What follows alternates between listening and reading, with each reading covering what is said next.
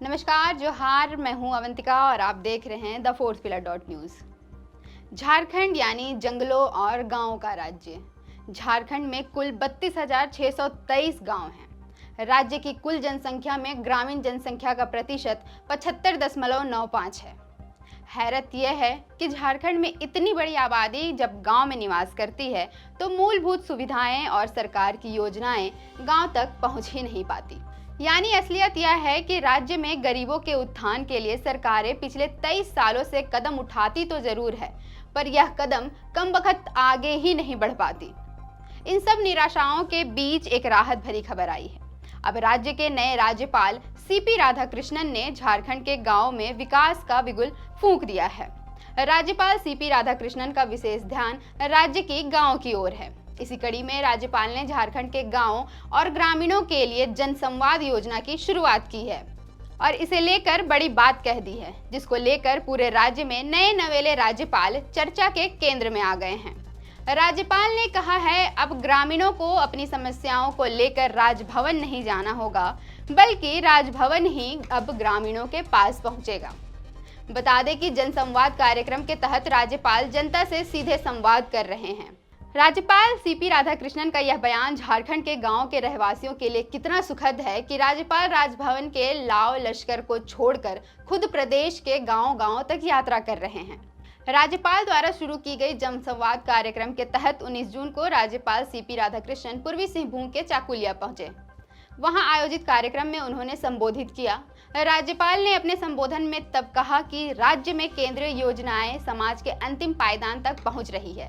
बदलाव के लिए ग्रामीणों को स्वयं जागरूक होकर आगे बढ़ने की आवश्यकता है। इससे पहले बीते 13 जून को राज्यपाल चतरा के मयूरहंड पहुंचे थे। उन्होंने वहां कार्यक्रम को संबोधित करते हुए कहा था कि अब तक राज्य के 15 जिलों के गांव जाकर लोगों से रूबरू हो चुका हूं। प्रदेश के शेष बचे हुए जिलों में भी जाने का इरादा है। बता दें, सीपी राधाकृष्णन ने 18 फरवरी 2023 को झारखंड के नए राज्यपाल के रूप में शपथ लिए थे।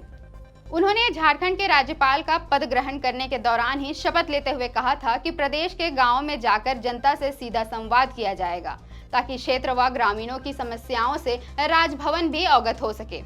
राज्यपाल सीपी राधाकृष्णन ने बताया कि उन्हें जनसंवाद की प्रेरणा अपने गांव से मिली थी, जहां उनका बचपन गुजरा है। इसी के मद्देनजर राज्य के कई हिस्सों में राज्यपाल द्वारा सीधा संवाद कार्यक्रम किया जा रहा है। राज्यपाल सीपी राधाकृष्णन इस जनसंवाद कार्यक्रम के माध्यम से ग्रामीणों से सीधा संवाद कर रहे हैं और उन्हें आवश्यक सलाह भी दे रहे हैं। राज्यपाल ने जिले के अधिकारियों को भी निर्देश दिए हैं कि अधिकारी जनता की समस्याओं से अवगत होने के लिए गांव-गांव जाया करें, जनता से सीधा संवाद करें, साथ ही उनकी समस्याओं का निष्पादन भी करें। जनसंवाद कार्यक्रम के दौरान ग्रामीणों के द्वारा बताई गई समस्याओं का निष्पादन का भी राज्यपाल ने आश्वासन दिया है।